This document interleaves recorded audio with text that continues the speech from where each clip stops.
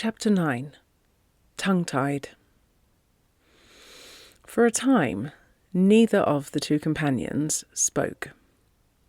The hush of the place was upon them. The extraordinary stillness, unbroken by so much as the cry of a bird, or by any sound more harsh than the soft rhythm of the rise and fall of the oars. On one side, the grassy path, along which Milly and Wareham had walked to Baquet, wound, clasping the rock with a green girdle. On the other was neither path nor habitation, only the bold sweep of the mountainside, clothed with verdure running up to the snow patches, and coloured by blue shadows, or cut by the slender silver line of a fosse. Whatever there was, rock or trees, snow or leaping water, its double was below, with some strange charm added to its beauty. And so narrow was the fjord that these reflections seemed to meet and fill it. Anne sat with her head turned away from Wareham, looking over the side of the boat into the green mystery through which they moved.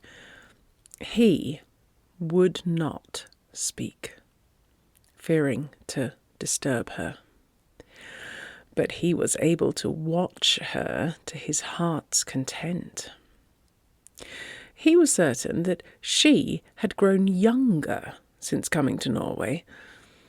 He heaped scorn on himself for having detected hardness in her lovely face.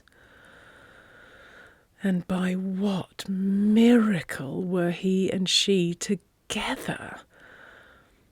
Yet his position was cruel enough, for this day had already deepened his love, so that it was more and more difficult to keep back any outward sign which hinted at its expression. And although, placed as they now were, that would have been impossible, he told himself that if he were not bound by his duty to his friend, he might have put his fate to the test no later than tomorrow. Tomorrow. That was an endurable date, but to be forced to wait until the letter brought back an answer?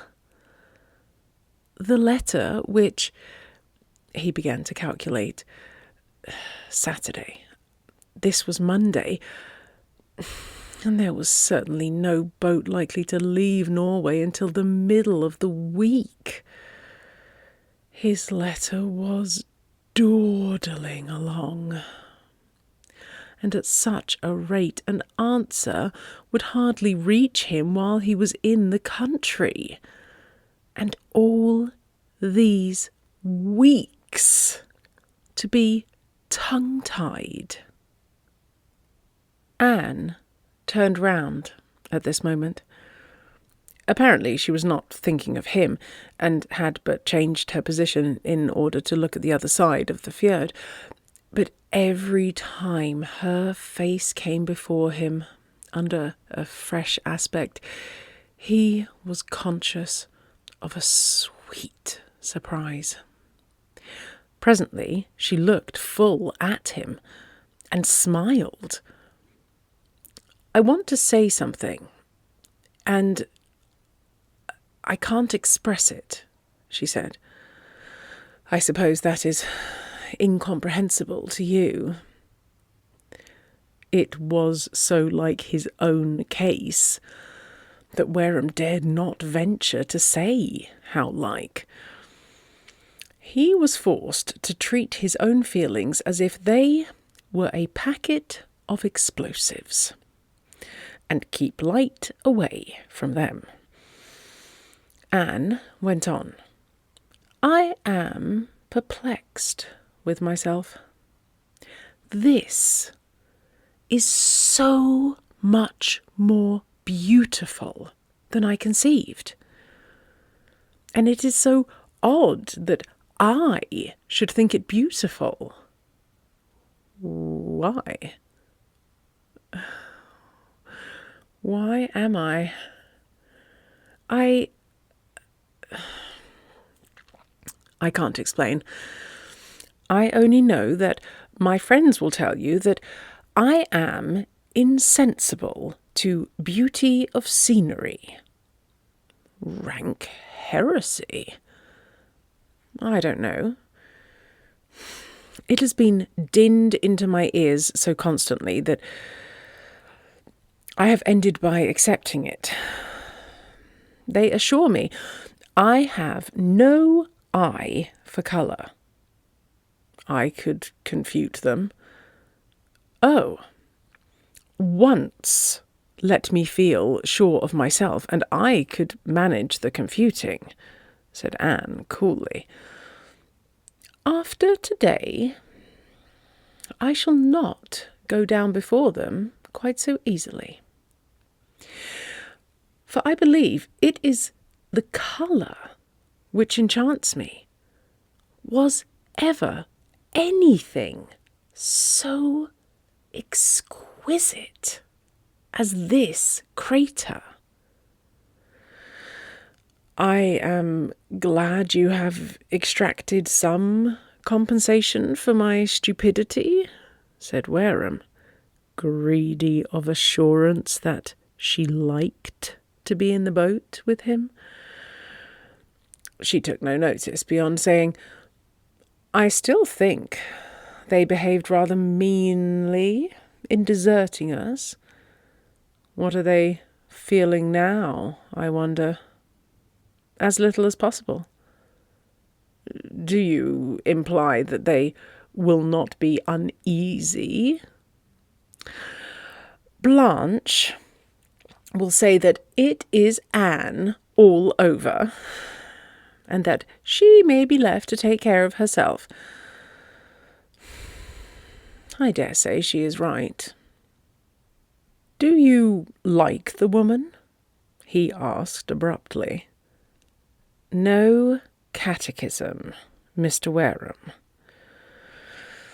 Miss Ravenhill described her as padded glass.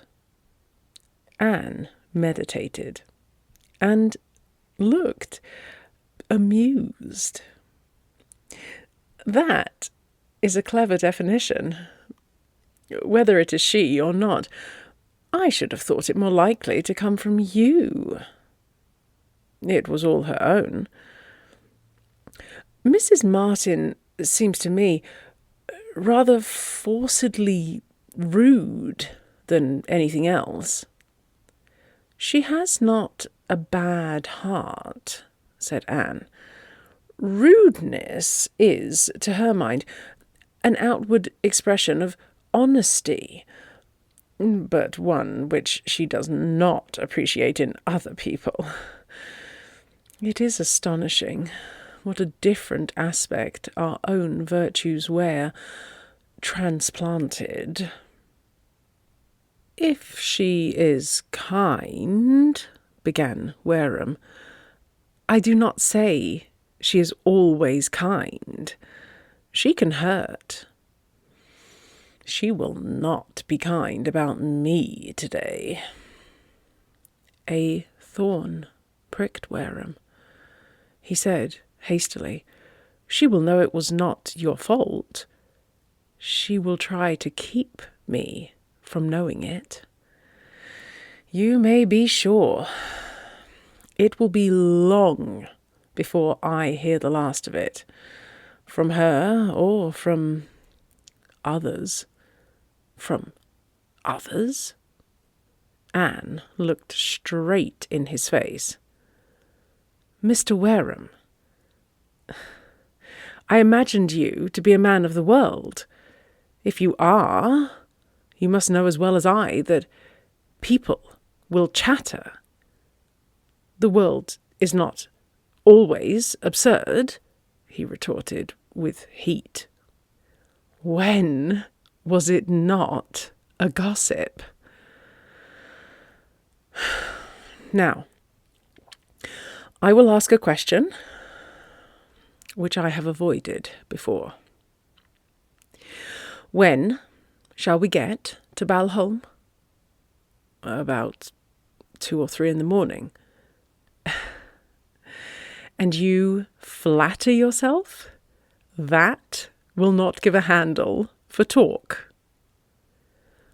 Wareham had been surprised that she had said nothing of the sort before. He was conscious at the same time that if it had been Milly, the fear would not have struck her. When they know the facts, they will see there was nothing else for us to do. They won't know facts. One fact will be sufficient for them. And to that they will hold on as a dog to a bone. Never mind. I have gone through as much before. When? Wareham asked jealously. Oh, not with this sort of experience. This is new to me, but I have served as a bone so often that I am used to the worrying. Don't let us talk of it now. I want to drink in my new enjoyment, to develop my new sense. Look at the drifting shadow on that hill, and the splendour of the snow. But it is the water that fascinates me. I'm going to watch it. He accepted this as a hint that he was not to speak. And the turmoil in him was not sorry for silence, which left time for many voices to have their say. This hint of Anne's that the world would make her suffer for what his carelessness had brought upon her carried with it an almost unendurable sting. Under other circumstances, he would have said to her, if not that hour, tomorrow, I love you. Be my wife. But his duty to Hugh, doubly bound, as he was, by the promise of his letter to abstain from any step until the answer had come,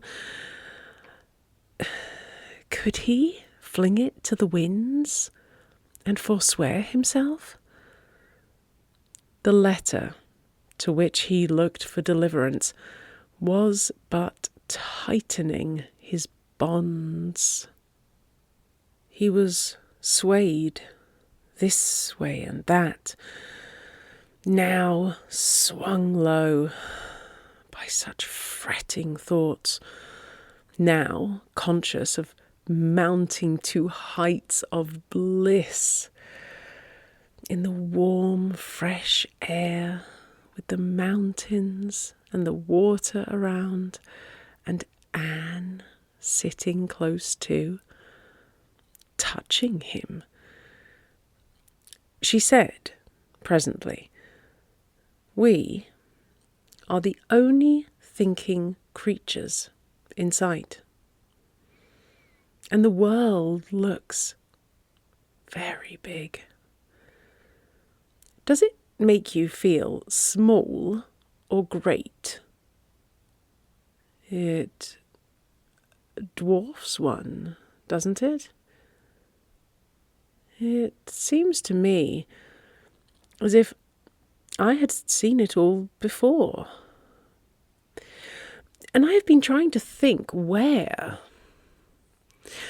I believe now that it was when I was a child and sat, solitary, reading Sinbad the Sailor. Perhaps there was some old picture, for certainly this takes me back to that. Were you solitary? Very, Anne said, smiling. I brought myself up, and very badly. Look behind. The mountains are closing. Now that they have let us out, they shut their portals. She was silent again. And Wareham, quick to read her moods, humoured her. The boat moved slowly along. Slowly, it seemed, when the great surroundings filled the eye. The heavens were blue, but here and there a white cloud drifted lazily, or caught the mountain snowbeds and curled round them like a vaporous reminder of their fate. The lovely, vivid green of the young summer crept up and down the mighty hills, softening the rude scars of centuries, until they looked no more than delicate and shadowy indentations. The stern granite blossomed into tender rose and grey, and the water world below gave back all this and more. Every now and then the men who were rowing exchanged a word. They had grave, steadfast faces. Talk to them, Anne said suddenly at last. Ask them about their lives. Wareham struggled obediently. My questions are obliged to be simple, he said, and I am even more anxious the answers should be. A universal language. Is it a dream? We are pleased to infer that it is our own which will serve the purpose. But by the time the idea has developed into fact, it may be Japanese. To become a ruling nation, they will have been forced to adopt ours. Oh, British arrogance. However, I do not wish it. Uniformity is always dull, and I would rather suffer shame from my own ignorance than have all the world patted down to one dead level. There is dignity in the unknown. When I hear these men talk, I can't help imagining that what they say would be worth hearing, if I could only understand, though probably it is about nothing more valuable than as to how many gulden they may get for their hay, if indeed any of them ever sell anything. Do ask them that. I can't, Wareham confessed. My conversation is chiefly made up of nouns and notes of interrogation. Well, what have you extracted? Both are married. One has 4 children, who walk 5 kilometres to school every day of their lives. The other has a son, of course in America. He is a woodcarver and hopes, by the sale of his work, to lay by enough to take him to Chicago. Anne's eyes sparkled. Tell him I will buy a great deal. As soon as I meet my money again, she added, laughing.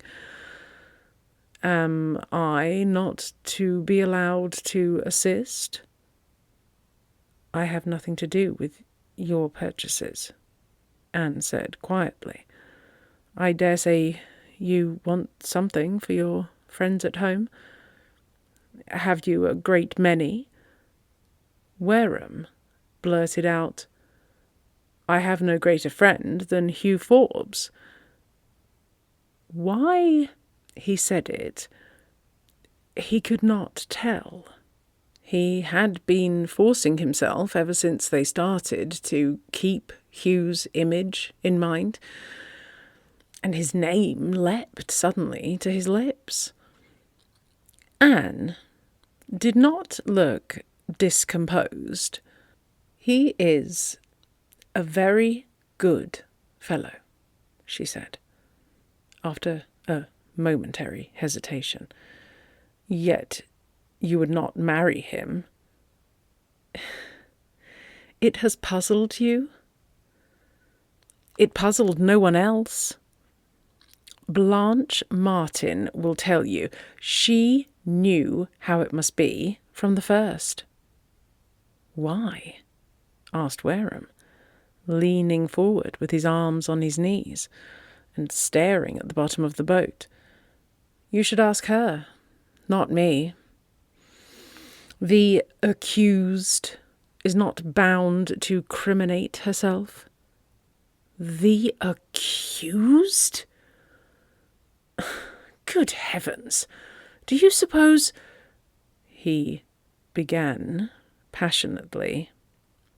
Then, by a great effort, stopped. Anne was looking at him through half-closed eyes. However, she went on, as if he had not spoken, I will let you hear her explanation. She thinks I am a flirt. She is a detestable woman. Oh, no. And I believe her to be right. I told you, just now, that I had no sense of colour. Well, I have a worse confession to make. I have no heart. One is as true as the other, Wareham protested stoutly. She shook her head. Possibly. It may come, but as yet I am without it. You forget. You gave me another reason. That I did not care for him sufficiently. It surprised you. It might be a proof that what I tell you is no more than the truth, for it would be difficult to conceive anyone more lovable. Wareham's own heart agreed, but refused to accept the conclusion. Really, she said, it was this charm of his which opened my eyes to my own want. I meant to marry, and so long as I did not dislike the man, would not trouble myself to think I need give him more. Suddenly, I discovered I liked him too much to let him find himself in that position. And released him. It was the best act in my life, and it has alienated the friends who were most worth keeping. Wareham's hopes met this dash of ice-cold water with a gallant effort for his friend. He turned pale, but muttered, "You do not know yourself. You may love him yet." Never. All that I felt was that I could not feel. She spoke with conviction, and the conviction roused traitors in his own heart, who repeated the sweet assurance again and again. As for her saying that she could not feel, he laughed the notion to scorn. Had he but the chance, he would teach her to feel, batter at her heart, till it awoke with an ache to find itself captured. The danger was that before this happened, his honour might have to hang its head, disgraced. For the frank confidence she showed seemed to bring her nearer and nearer, and made waiting harder. He hoped he had strength to be silent, for he dared not attempt to argue with her. With an abrupt movement, he motioned to one of the men to cease rowing, and took his place. The strong, regular play of the muscles came like a relief. But the other man, forced to a quicker stroke, presently remonstrated. Wareham asked whether it were impossible to sail, quicker movement seeming imperative.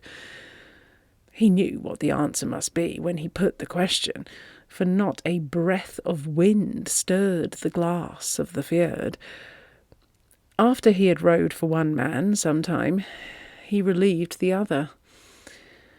If it had been possible, he would have liked to have had it all on his shoulders. Anne said to him at last, "You are putting such energy into your work that it tires me to look at you. Does half an hour more or less really mean so much?" He laid down the oars and came across the boat to her side. "It means nothing, except that I felt the need of a spurt. We are close to Utne, where we should find a decent inn. Had you not better stop there and rest? You want food by this time." "I would rather not stop. I have been eating biscuits, and you might as well follow my example. Suppose Mrs. Martin has waited." Anne meditated. "Let us row near the shore. If anyone belonging to us is there, they will see and make signs. But there will be no one." There was not.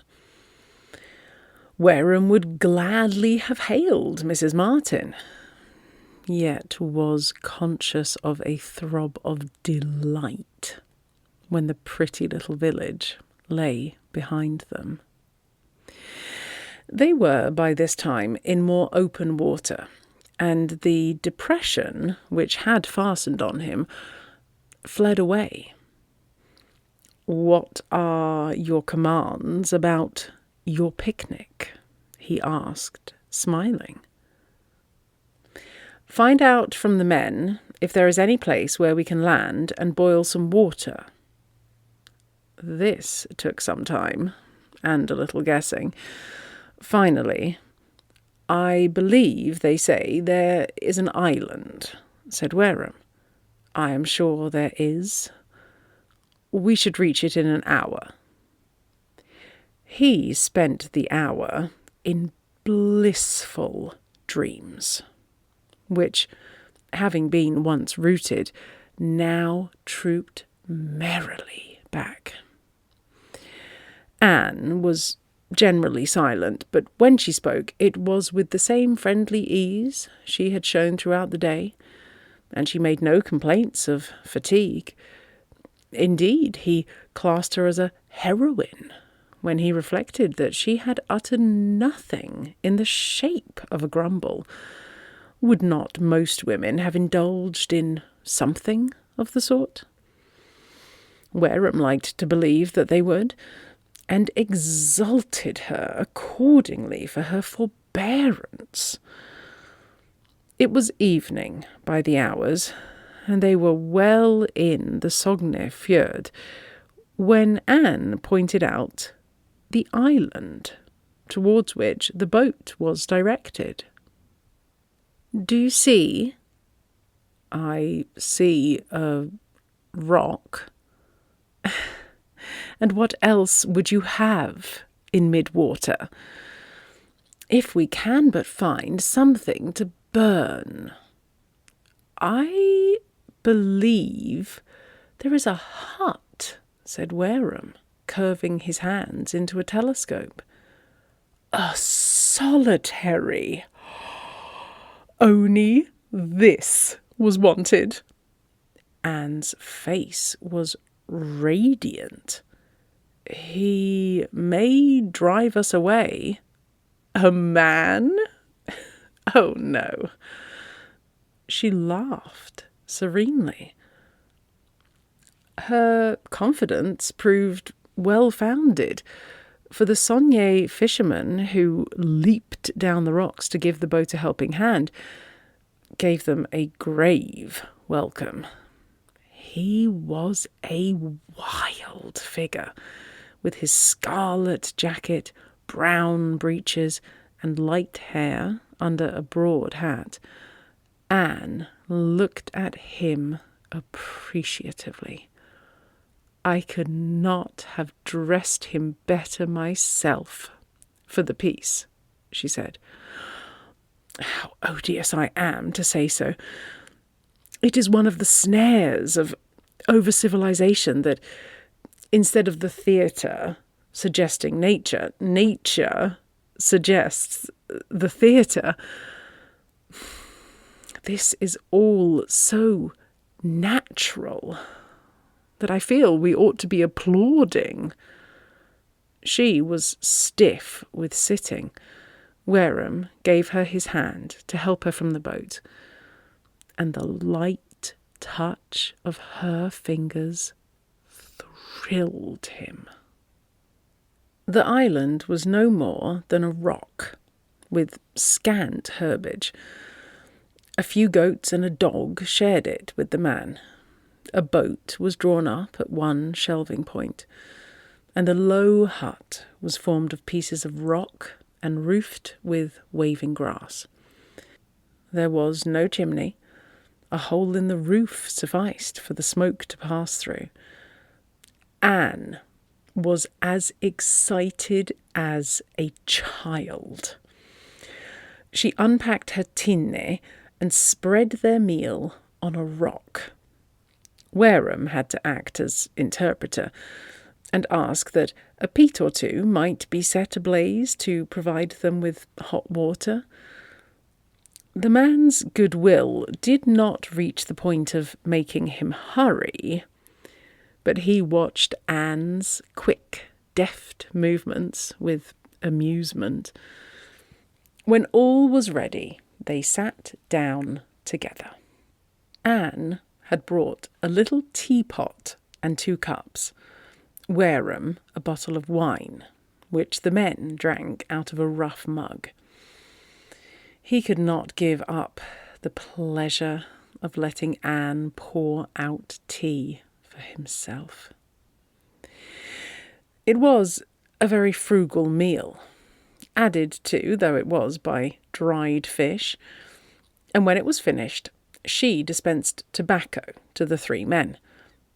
It seemed she detested the smell. Wareham suggested their walking round the island until the pipes had been smoked. She hesitated, finally agreed. They scrambled round to the western side. A filmy glory spread over the heavens, interrupted only by the swoop of a grey, vapourish cloud. As it had been all along, what the waters saw they gave back again, so that the golden suffusion reached to their very feet. The near reflections were now dark. To live here, alone. Can you conceive it? Anne exclaimed. Not for one of us. But with so thin a population, solitude probably is second nature. Solitude would require thought, and thought, culture. Work might take its place. Work here must be incessant. Relax it and you die. Why not? What makes it worthwhile to live? Would anyone miss him? Depend upon it. He has a world of his own. But why... He stopped suddenly. Anne looked at him in surprise. Why, she repeated. He had caught himself on the point of rushing into more personal speech, and the jerk with which he pulled himself up made him awkward. Why should we not ask him? For one thing, I imagine he does not stay in winter. He is only here for the fishing. Oh, winter. The very idea is terrible. Yet I should like to see this country in its own snow and ice, warmly wrapped. I can fancy it bearable, even enjoyable. Yes, cold is the rich man's luxury. He answered her mechanically, his thoughts flying impatiently to Hugh, picturing him receiving the letter, answering it. Anne looked at him in surprise, reading trouble in his face. Never a luxury to me, she said. And it is growing cold now. Don't you think we may start? The red-coated fisherman put aside all thought of payment. Wareham had difficulty in making him accept a very trifling sum. He stood watching them, and for a time, as long as they looked back, they saw him blackly silhouetted against the clear sky. Anne had wrapped herself in her furs. the great open fjord gradually paled. The sound of the oars seemed to grow louder. It was like a dream to Wareham, with something of the bondage, the confusion, and the fret of a dream, yet with its strange delight as well. Once or twice he and Anne exchanged words. Once or twice he took the oars again. Outlines grew vague. It was not dark overhead, but they felt as though they were rowing on into the night. Suddenly, Anne looked up. "The bottom of the boat is wet. Is that right?" Wareham bent down and uttered an exclamation, for water was certainly oozing in, and under cover of the dusk had been unnoticed until Anne moved her foot and touched it. He called one of the men, who made an examination. "Is it a leak?" she asked presently. Wareham spoke quietly. "There is a cork acting as a plug, and it appears to be rotten. But you need not be alarmed." "I am not alarmed. What shall you do? Try to land?" There was a consultation. "The men say we should gain very little. It is 12 o'clock, and Balholm is as near as any other place, so that they advise our going on. Of course, one of us will keep close watch and bail out what water comes in. Also, have something ready to serve as a plug. But I am afraid it adds to your discomfort." "Oh, no. I shall be admiring your resources. Don't leave me useless. Would you like me to act like the boy at the Dutch dyke?" "I am sure you would," said Wareham, in a low voice which silenced her. It was not very easy to find materials for the plug. Anne handed him her gloves, and he abstracted one, but was afraid of discovery if he kept the other. A felt hat belonging to one of the men was rolled as tightly as possible and held ready. At the same time, the men insisted that the cork should not be removed until absolutely necessary, and one was told off to bail and watch. "All the sensations I imagined are going to be provided for us in miniature," said Anne with a laugh. "A desert island and a leaky boat in mid-ocean. Mr. Wareham, you are a conjurer. May the conjuring land you finally and safely at Balholm, after which—" She laughed again. Silence fell on them once more. One man was scooping up the water in the tin mug. It gurgled under his hand, and the splash of throwing it over followed. The fjord, in the clear semi-darkness, stretched into infinite distances. A wisp of cloud sailed slowly overhead. A pettish breeze blew chilly against Anne's cheek. She called across to Wareham. "There is a little wind. Can't we sail? These fjords are treacherous. I dare not. You are not cold?" She was. But she would not let him know it. It seemed to her that the quantity of water in the boat increased. But they laughed at her offer to assist in the bailing. At the end of half an hour, Wareham changed places with the man who was dipping. The change threw him again close to Anne, and facing her. It struck him that she looked alarmingly white. "You are exhausted?" he asked, anxiously. "You don't know how strong I am.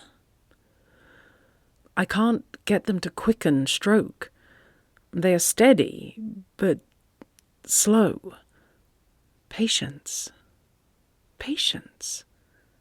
He saw that she was smiling at him. "You need not preach patience to me," he said, in a low voice. "So far as I am concerned, I should be very well pleased to go on like this forever." "There might be worse things," said Anne, dreamily. And his head swam. He was silent because he dared not speak. His thoughts leapt forward to the time when he might call her his own. Meanwhile, surely this was the very bliss of misery.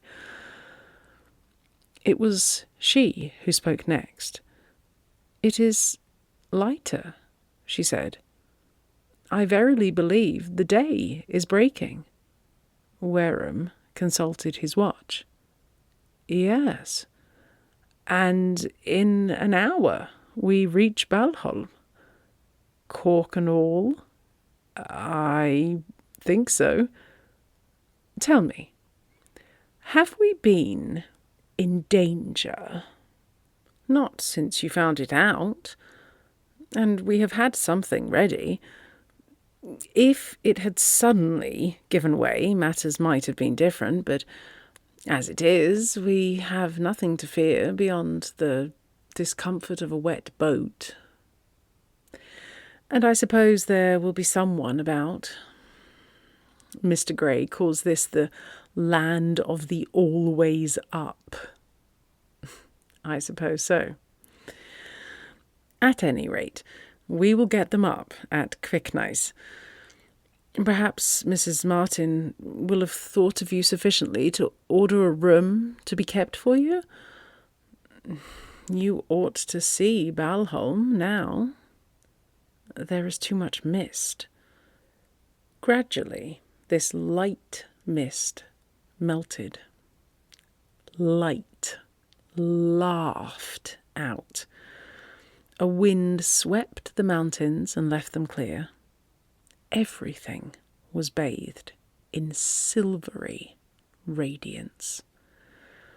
The colours were delicate, the air vigorous and keen.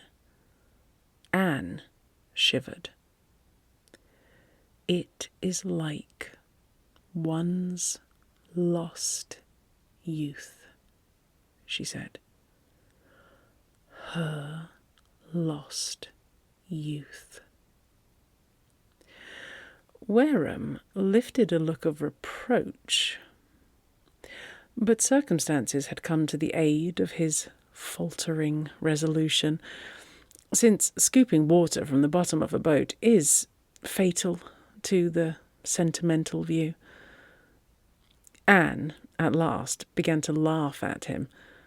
"I am sure your back aches," she said. "You may be sure. There is lost youth, if you like," he answered, straightening himself and stretching. She advised him to change with a rower, but he would not.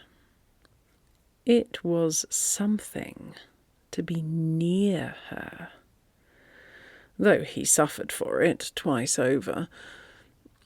And the strong heart of the morning showed his hopes in stouter aspect, Hugh would see that his cause was desperate, and generosity would not suffer him to wreck another life with his own. Before he left, Wareham had treated his friend's crushed heart with severity or lightness as need arose. Now he allowed it to have been serious enough. But as serious as his? Never.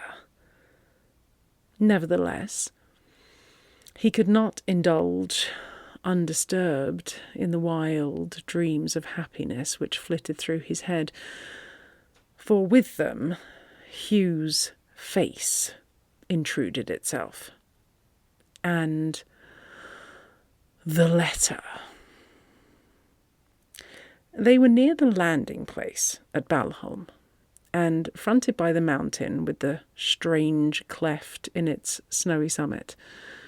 Mountain, field, the few red-roofed houses, the outstanding pier, were bathed in the glory of the sun, now hastening upwards. One or two figures stood looking at the oncoming boat. Wareham flung a glance over his shoulder. "They are expecting us," he said. "You see?" A shout came to them across the water. Another. A thought startled him. He looked eagerly at Anne. She had her eyes fixed on the shore. Some agitation had crept into them, and for a minute she did not speak. "Who is it?" asked Wareham hoarsely, without turning round. "It is Mr. Forbes." "Impossible." "See for yourself."